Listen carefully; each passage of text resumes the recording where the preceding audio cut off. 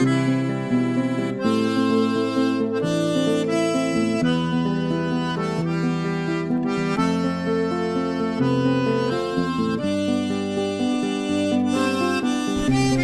posible que mañana amanezca más temprano, pero si Dios no se pone de nuestro lado, no tiene la menor importancia. Bienvenidos a un nuevo capítulo de Isla de Letras.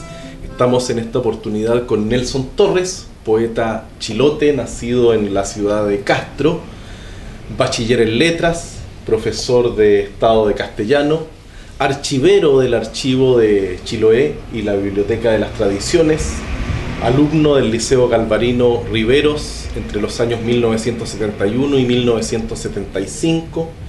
Entre sus obras podemos destacar el libro Culto, Lírica Nayadas, De Indias, Incitación al Cielo, Juglarías, Versos que gotean savia y semen, Poemas de relámpagos y magias, entre otros textos poéticos. ¿Cómo estás, Nelson? Un gusto que nos acompañes en Isla de Letras. Muchas gracias por invitarme. Nelson, estamos en este momento en el Archivo de las Tradiciones. Me resulta un lugar bastante mágico y poético incluso. Cuéntame, ¿en qué consiste tu labor y qué hace el Archivo de las Tradiciones? Bueno, el archivo parte como un sueño por allá por los años 78, 79 por ahí. En algunos de estos congresos de escritores, intelectuales, en que alguien hizo notar que hacía falta un centro de documentación relativo a Chiloé acá en la isla. Porque la mayoría de los que hacían libros ese tiempo, trabajos, ensayos, monografías, tenían que ir a la Biblioteca Nacional a hacer su trabajo. Entonces primero era como una idea. Y uno de los que estaban en esos encuentros era Hugo Sánchez, que después se fue a Alemania, y él desde allá mandó todo su material que tenía, que había logrado también en bibliotecas de Europa fotocopiar y anillar, que eran textos relativos a Chiloé. Él mandó todas esas cajas y bueno, hagan el archivo. Esa era la invitación. Y pasaron algunos años hasta que se logró recoger esta idea. Lo hizo Dante Montiel con Renato Cárdenas, se fue con un fondaro, con un consejo del libro, y partimos con ideas bien ambiciosas. Era pensando en fijar, en preservar la cultura chilota, más que pensar en el problema que tenían los investigadores para hacer su trabajo. Y en un comienzo todo anduvo muy bien, o sea, fueron años muy fructíferos esos primeros años, en que no estaba la famosa jornada escolar completa, que ahora hace que los niños no vengan a este lugar. Y lo más importante es que se ha logrado recopilar un gran porcentaje de los libros que hemos ido viendo que son de Chiloé, y para ello hemos recurrido a diferentes bibliografías. Correcto. ¿Por qué crees tú que es importante preservar la tradición? Bueno, es lo que somos de repente en nuestra identidad. De repente en cosas cotidianas uno se da cuenta. Un ejemplo muy burdo, como que cuando hacía clase en el Politécnico, había niños que se reían del apellido del compañero, qué sé yo, Wilquirruca, sacaba mucha risa, Catriquir. Y imagínate lo bueno que es, los chicos ahora, de ellos vienen a hacer tareas acerca de su apellido, y se resulta que el apellido es Rocío de la Mañana, una cosa así. Una cosa muy bella, muy hermosa. Comparado, le decía yo a mi alumno, yo soy apellido Torres, no encuentro ningún significado de mi apellido. A lo más, si hago un registro genealógico, encuentro que hay unos ladrones de gallinas por allá por el siglo XVII. Y los chicos se reían. Entonces, cosas como esas. O sea, yo pienso que en vez de saber más de la pirámide de Egipto, que sepan de los chonos. Los chonos tenían conchales, no son pirámides, pero son verdaderos monumentos catedrales a la información de lo que somos como chilotes. Sí, sí. Yo comencé leyendo un pequeño texto tuyo revisé varios de tus libros y no sé si vas a estar de acuerdo conmigo, pero encuentro que hay en tus poemas cierto desencanto, una especie de nostalgia de lo que no fue. ¿Crees que eso es propio de tu generación de poetas? Sí, o sea, no cabe duda, yo creo que sí. ¿Sí? Sí. Sobre todo la de los 80. En la mayoría nos encontramos con los hechos consumados, yo creo que eso es todo el cuento. Abrimos los ojos a la literatura, porque muchos éramos estudiantes, empezamos a escribir, y al hacerlo nos dimos cuenta de lo que estaba pasando en el país. Yo no tenía idea me dedicaba a estudiar nomás. Correcto. Pero la universidad es un foco irradiador de información, y empiezo a ver que hay alguna toma de la catedral en Valdivia, por ejemplo, qué está pasando, y de repente veo que están en ayuna algunos de mis compañeros de estudio, Oscar Galindo, que sí, yo estaba ahí, muchos de los que eran del grupo Índice en Valdivia, entre los que estaba Rosabeth Muñoz también, que lo fundamos junto con ella. Y bueno, ahí uno va entrando en el cuento de que las cosas no están tan bonitas como parecían, y que habían pasado muchas cosas feas. Entonces, claro, hay desencanto, pues. Yo creo que se tiene que notar, y de repente por eso también se da un retorno a cuando escribo poemas de Chiloé, y muchos de los que escribimos poemas de Chiloé, a ese momento como que vemos de la infancia como idílico, como ideal, de las manzanas, de los amigos del barrio, de la mamá, del papá, y eso sí, todo muy bien cuidado de no caer en costumbrismo ni en lenguaje. Un poco la manera de Telier, claro, con su poesía lárica, pero volver al origen. Pero incluso tratando, ahí está la dificultad, y lo asumíamos como un desafío, tal vez de asumir ese lenguaje, pero también superándolo. ¿Ya? Una cosa como lo que hace, yo creo, Sergio Mancilla. Como matar al padre un poco, al padre literariamente. Claro. Quizás no superándolo, no digo en calidad, sino que no haciendo lo mismo, aportándole algo nuevo al lenguaje lárico. ¿Te sientes parte de una generación de poetas? Sí, yo creo que no hay vuelta ahí. ¿Sí? Yo creo que nadie de los que participamos en torno a Aumen, o a los poetas de Ancú, o a los poetas de Valdivia, que eran muy cercanos a nosotros, puede decir que se arranca solo por los tarnos. Claro. ¿Y qué es más importante, sentirse parte de esa generación o sentirse parte de habitante de un lugar, como ser Chilote en este caso? Bueno, los que somos de acá sí le damos mucha importancia. Llegamos incluso a ser un poco hasta chauvinistas ¿Sí? Y somos bien cabeza dura en ese sentido. ¿Existe una poesía chilota? ¿O estamos hablando de una multiplicidad de voces? No, los poetas chilotes sí, la mayoría escribe como temática de Chiloé, pero son bien universales, o sea, es por la formación. Es por la formación con Carlos Trujillo. Claro, pero ¿qué los uniría? ¿Solamente la pertenencia a un lugar? ¿Estilísticamente, estéticamente no habría algo que los una? Yo creo que ahí habría que entrar a pensar eso, a reflexionar, ¿no? Yeah. ¿Qué claves podrían ser las que nos unen? Pero yo creo que todos sí somos de la generación de los que, entre comillas, intentamos zafarnos de las fauces de la dictadura. Entonces de repente eso puede marcar y notarse en la poesía, y a través de eso a lo mejor buscar algunas claves. ¿El poeta chilote o el poeta de provincia en general se para de igual a igual con el poeta de Santiago, por ejemplo, o no se está en igualdad de condiciones? No hay mucha diferencia en ese sentido. O sea, lo que nosotros vemos, porque somos nosotros mismos los que damos la opinión, es que en calidad no le vemos la diferencia, pero ellos tienen todas las de ganar con respecto a nosotros. O sea, si se hace una antología, van ellos. Una vez me llegó una carta de Aristóteles, cuando estaba vivo Aristóteles de España. Me dice: escríbele, mándale tus poemas a Floridor, que está haciendo una antología del cuento breve, o del poema breve en Chile. Y yo le contesto a Toti: no, pues así no son las cosas. Él tiene que venir moverse por todos lados y ver dónde están, o dónde las papas queman. Entonces, eso, en cambio el que está en Santiago lo tiene el tiro, porque tiene al amigo ahí, se conocen entre ellos. O sea, es por decir un ejemplo nomás.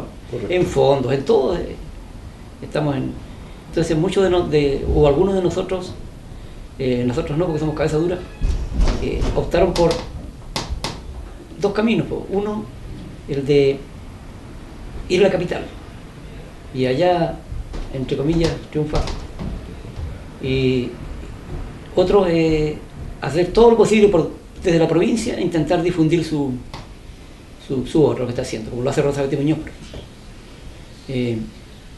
Y entonces, pero de todas maneras es muy difícil, o sea, hay que abrir muchas puertas, golpear muchas puertas. Yo para cuando publiqué el libro de India, fue el único libro en que puse harta plata, mandé varias cajas a Santiago amigos, por ejemplo el de la editorial Mosquito, Cotet. Ramón Díaz me mandó cartas y cartas con revistas, direcciones, así que estuve mandando libros, distribuí por mi cuenta gastando mi plata y surtió efecto, porque el libro ganó el premio municipal. Claro. Pero fue la única vez que lo hice, o sea, eso falta, pues debería. Uno se da cuenta que hay cosas que faltan, que publicamos nuestros libros y vamos guardándolos en la casa, en caja, y ahí están. Nelson, ¿para qué sirve la poesía? Difícil pregunta. Yo creo que es un diálogo para mí, yo cuando busco comunicar mis rabias, mis iras, mis alegrías también, ¿por qué no? En el fondo es un diálogo con el lector. Entonces yo creo que yo por lo menos no busco cambiar el mundo, no creo que, como dice Parra, con unos cuantos versos van a asustar a un burgués o quien sea. Pero sí, yo creo que es búsqueda de comunicación, si uno es un bicho raro. Nelson, tú eres autor junto a Dante Montiel de un libro que tengo acá que es Profesores Normalistas de Chiloé, Maestros Legendarios de la Educación, que no es un libro de poesía, sino que es un libro de investigación sobre la escuela normal. Claro. ¿No es verdad? Háblanos un poco de este proyecto. ¿Cuál es la importancia que crees tú que tiene la escuela normal a la formación de los profesores en Chile? Bueno, con Dante y muchos de los que rodean nuestra edad, 50, 55 años, en la escuela básica fuimos formados por maestros normalistas que nos dieron hartos coscachos y tenían una disciplina muy rígida, y aún así se nos viene el afán de ponerlos en el lugar que se merecen. Y es por algo, o sea, ellos eran unos maestros realmente maravillosos, con muy poco hacían tantas cosas, y nosotros creímos que era necesario hacer algo por ellos. También está el caso de Dante, que su mamá y su papá fueron profesores y directores también de colegios normalistas.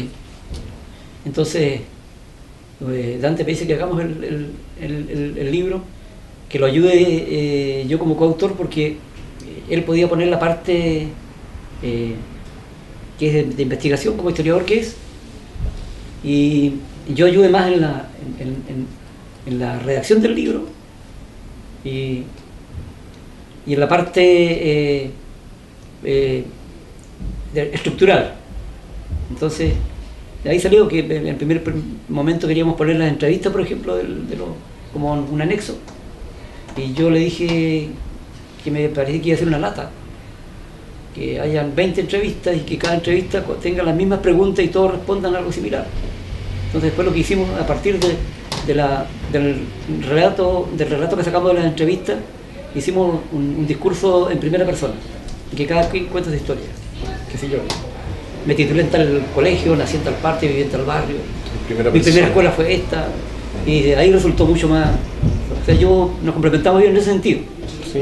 Sí, si lo tomamos como un libro de historia, es uno de los libros que se enmarca en la nueva forma de contar la historia, que es a través del testimonio. El testimonio, exactamente. Darle voz a quienes vivieron estos hechos, y no solamente la voz del historiador.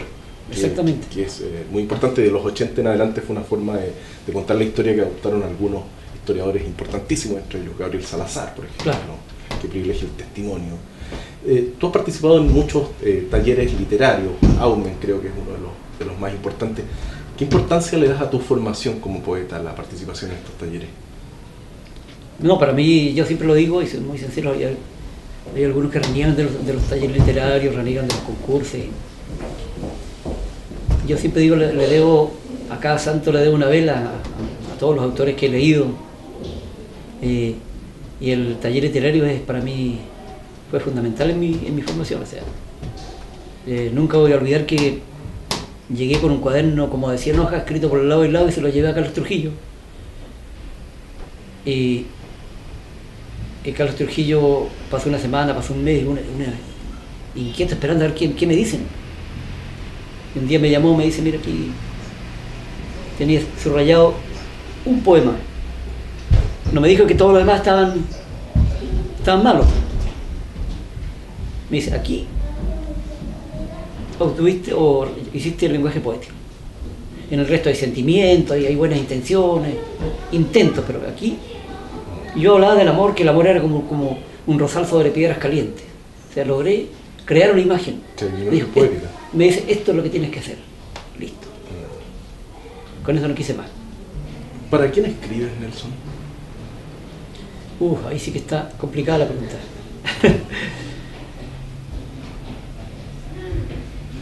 De repente creo que si me pongo a reflexionar, yo creo que como que tengo un ámbito de lector más joven. Siempre uno pensando en llegar en algo, al dejarle algún mensaje al más joven. Generación. Y en eso marcaría, por ejemplo, todos los muchos que escribo de las pesqueras, de la tala de los bosques. Pensando en abrir un poco los corazones de las conciencias de estos jóvenes. Hay claramente en tu poesía una veta de preocupación social. ¿Tú piensas que esto es importante? ¿Piensas que el poeta se debe involucrar en los temas sociales? Es que es una obligación. Yo creo que es una obligación. ¿Pero una obligación como poeta o una obligación como ciudadano, como persona?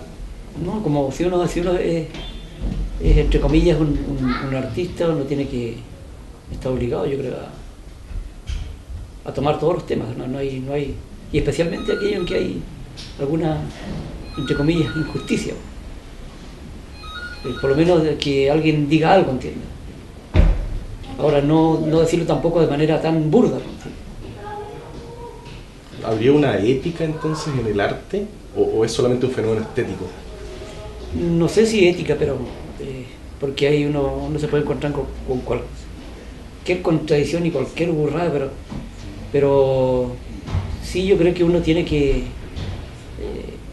como poeta, lo primero es rebelarse. Uno tiene que ser rebelde con todo lo establecido.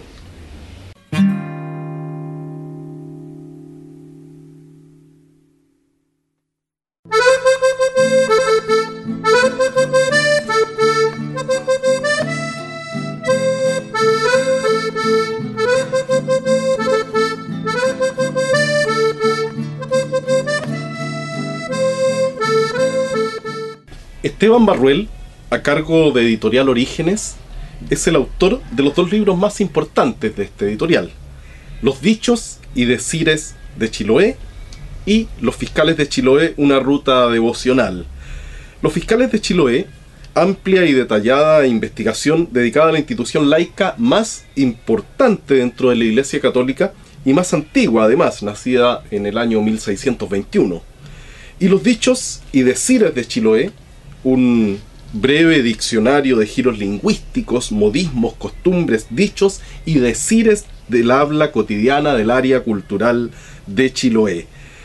Es un diccionario relacionado con los más diversos tópicos y temas: el campo, el clima, la pesca, los juegos tradicionales, la mitología, las comidas, las enfermedades, la muerte, los viajes, los animales, dichos picarescos y algunos hasta de connotación sexual.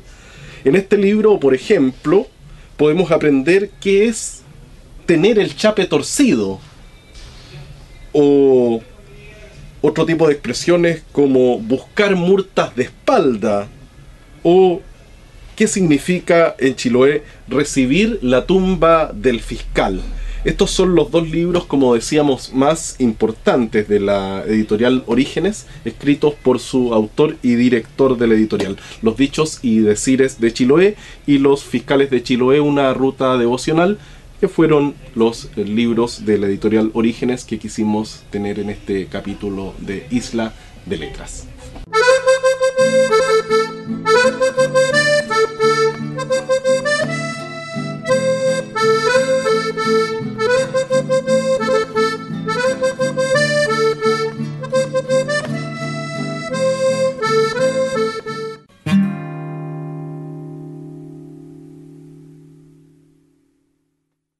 Estamos de regreso en Isla de Letras, conversando este día con Nelson Torres, poeta chilote. Me gustaría, Nelson, que hiciéramos un recorrido por tus libros, ya que los tenemos acá en la mesa. Veamos cuáles tenemos. Este es... De Indias. De Indias. Deshojado entero este pobre libro ya. Si lo abro se salta la hoja. Este fue financiado por el diputado Dionisio Falbaum. Ya. Pero todos los libros tienen su historia, si uno está contando toda la historia va a ser muy largo. Pero este libro, una vez que cuando era inédito, lo habría mandado unos 8 concursos en los tiempos en que estábamos con Rosa Betty en Valdivia. Sí, sí. Y después cuando ya terminamos, lo mandé como 8 concursos, ganó casi todos los concursos en que lo mandé. Y después como libro, ganó el premio municipal. Así que algo tenía. No, yo no, en realidad, para mí es importante porque no tenía idea lo que tenía en mi cuadernito escrito con lápiz. Y un día fui al taller índice en Valdivia, donde el que iba a leer poemas lo sacaban sin cabeza, porque era a cortar cabeza, o sea, una crítica. Y todo lo contrario, lo reciben muy bien. Incluso estaba Clemente Riedemann, dijo: tú no sabes lo que tienes ahí. Cualquiera de estos poemas se puede publicar en cualquier antología del mundo, dijo, y no desentonaría en nada. No tenía idea, yo escribía nomás. Entonces este libro tiene su gracia en eso. Pero este es el primer libro que escribí. Ese es tu primer libro. El primer libro que escribí. Pero el que se publicó primero fue este. ¿Y ese cómo se llama? Este es Lírica Nalladas. Lírica Nalladas, donde aparece el poema más corto que tú has escrito, y yo creo que el poema más corto que se ha escrito en la historia de la literatura. No conozco uno más corto, tiene 3 palabras y en total 5 letras. Claro, el título tiene más letras. Se llama Masoquismo y el texto dice: tú y yo. Bueno. Que es de... Bueno, ahora se sustenta también en relación al título.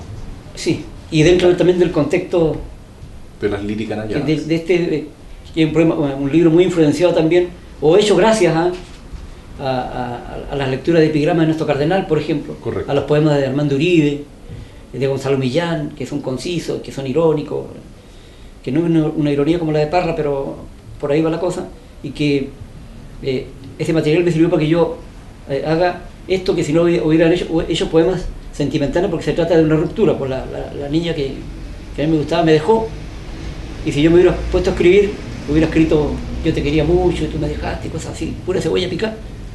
Cuando yo vi que encontré este material para trabajar, hice este libro vengativo, que es Lírica Nalladas, una venganza. Juglarías. Y Juglaría, después de India dije yo, bueno, como significa metas, ¿qué hago? Había ganado después del premio municipal, ¿qué más? Cuando terminé Juglaría dije: creo que superé a de Indias. No. La crítica dijo que no, pero me dejó muy conforme. Y me dejó muy conforme sobre todo la parte donde pongo a todo mi barrio, y con nombre y todo. Sí, sí. Entonces se da la cosa curiosa, que por eso es Juglaría, porque hay historias de los tiempos del terremoto. Hay todo un capítulo del terremoto. Y resulta que yo no tenía 3 años. Ni siquiera me acuerdo del terremoto. Entonces después me di cuenta que lo que yo tenía en la memoria era la historia que me contaba mi mamá alrededor del brasero, antes que llegara incluso la estufa de fierro. Y eran historias orales entonces, que se estaban transmitiendo a través de mí ahora. Por lo tanto, por eso le puse Juglarías al libro. Todo lo que aparece ahí son historias que recogía de los vecinos, de los amigos, has escrito cuentos también. Tenemos uno acá, cuentos, descuentos y algunas ironías también se llaman, título largo. Háblanos un poco de este libro, que parece que va junto con este. Sí, son más o menos poemas de relámpagos y magia. Sí. Lo que pasa es que hubo un concurso regional y yo mandé en las dos categorías. Ya, en cuento y poesía. Sí. ¿Y ganaste en las dos categorías? En las dos, sí. Y la gracia era que el premio era la publicación. Sí. Yo aquí no he gastado plata. Esto lo publiqué con la plata de mi despido porque yo soy exonerado. Me echaron de Curaco, mi primer año que trabajo, y con la plata, parte de la plata lo hizo Mario Contreras de imprenta con los tipos con los que hace la factura, o hacía la factura. Qué buena la portada de Lili Canallada. Lo hizo de Barrojas. De Barrojas. Sí, se parece a los collages de Ludwig Seller. Este es sobre un grabado de Max Ernst. De Max Ernst, claro. Él le puso el pescado y ahí... Pintor surrealista, sí. Francés. Entonces, estos libros, en cuentos yo escribo, bueno, siempre he escrito cuentos, paralelamente siempre he escrito, sí. Pero nunca con mucha pretensión. Tienes más publicaciones de poesía sí, que de sí. cuentos, claro. Sí, pero me encanta porque no tengo ninguna obligación. ¿Ya? O sea, no me siento como en la poesía que empiezo a encontrarme, pero con mil dificultades cuando sí. asumo. En cambio, en cuento que me importa que me digan nada, pues, escribo nomás. Y resulta que de repente hay un concurso y gano. ¿Cómo llegaste a la poesía? ¿Desde cuándo escribes? Yo escribo del año 79, 78, por ahí, que andaba con garrapateos de poemas pero no empecé con poemas de amor, como la mayoría. Eran poemas contra la injusticia, incluso la primera vez, porque vino Aristóteles de España, de Punta Arenas, y vino a formar un taller de teatro. Un día llegué con un manuscrito de una obra de teatro y el tema era de un hijo nacido del primer hijo de Probeta, o sea, tenía 18 o 19 años ya, una cosa así, que seguramente tiene que haber sido muy aburrido, pero se sorprendieron que yo haya llegado con un escrito así. Entonces andaba con esas inquietudes, pero los temas eran eso, no de amor.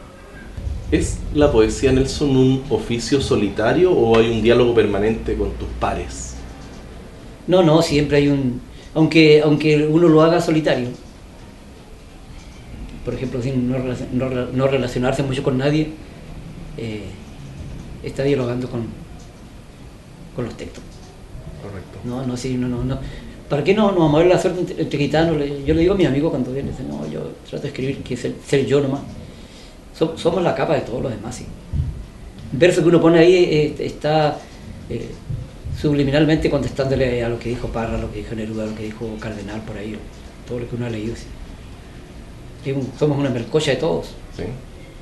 Una especie de intertextualidad, sí. Como se le llama ahora. En el fondo, claro, la mayoría de los poemas, yo creo que si uno le busca con lupa, va a encontrar que el lenguaje metapoético es el que cruza casi toda la poesía.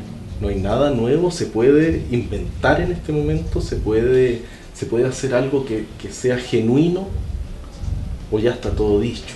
No, tanto como todo dicho no, pero poner algo nuevo, algún objeto nuevo sobre el mundo, como decía Huidor, muy difícil, porque él mismo dice, yo, madre naturaleza, le dice una viejita chocha, pero los árboles van a ser mis árboles, no los tuyos, pero son árboles. ¿Por qué cantáis a la rosa, oh poetas? Hacedla florecer en el poema, dice Huidobro, sí, en su arte poética. O horizonte cuadrado, pero sin la palabra cuadrado y sin horizonte no. Su imagen fantástica que un horizonte cuadrado no existiría. Claro. ¿Tus mejores amigos también son poetas? Sí, yo creo que sí. Sí, yo creo que sí, porque está Mario García, un gran poeta que es del Politécnico. Víctor Hugo Cárdenas, que están viviendo y haciendo clases en Villa Francia, él es de Nercón. Y Mario Contreras, poeta que está vinculado a Ancuy Castro. Correcto.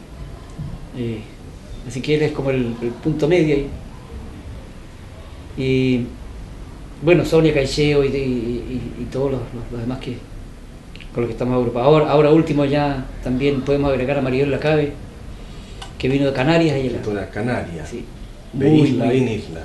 muy dulce, muy amable, ella muy única. Y la Olga Cárdenas de Curaco, que tuvieron que pasar muchos años, no sé por qué no fue antes, para que ella explosionara y se diera a conocer. O sea, sí, ya publicó un libro. Publicó un libro, ganó un premio en Italia y bueno, tenía esos poemas ahí guardados, no lo había mostrado. ¿No? Buena ella. Si te pido que me recomiendes a un poeta, a uno solo, ¿a quién me nombrarías? Sergio Mancilla, para mí el mejor poeta chilote que hay. Sí. Sí. Tiene un poema que es Mujeres desmenuzando el sol, que yo pienso que es la manera más bella en que se podía hacer o mostrar o dar una visión de lo que es el chilote, sin caer en el lenguaje usado, ni manoseado, ni nada por el estilo. Nelson, ¿qué consejo le darías a un joven o a una persona que se quiera dedicar a escribir? Difícil dar consejo, pero yo creo que lo más importante es ponerle pasión, perseverar. Si lo que le motiva es eso, ponerlo delante de todo. Eso primero que nada. Ya sea que sea pintura, que sea música, lo que sea. Porque va a encontrar demasiados obstáculos en contra. A mí, por ejemplo, mi familia, mi mamá, me hizo la vida imposible para que no escribiera. Justo venía también leyendo a Puerto Montt el Testimonio de Reyes, el sobrino, donde el papá dice que le fue a la casa de Maruri, creo que fue. Un día llegó y le pescó los libros porque no quería que sea poeta. Nada por la poesía con Neruda. Entonces, de repente uno encuentra muchos obstáculos en eso. No te metas en esto, nada. ¿Qué vas a hacer con eso? ¿Qué vas a ganar con escribir poesía? Sí, no ganas plata y cosas. No, ahí, si uno ya tiene el bichito, echarle para adelante nomás. Eso yo lo aconsejo a los niños. Y después no aislarse, porque para crecer hay que leer mucho y mostrar lo que uno está haciendo bien. Las críticas son muy importantes para poder desarrollarse. Muchas gracias, Nelson, por acompañarnos en Isla de Letras, y desde un lugar tan mágico como el archivo de Chiloé nos despedimos hasta un próximo programa en Isla de Letras. Muchas gracias. Muchas gracias a usted.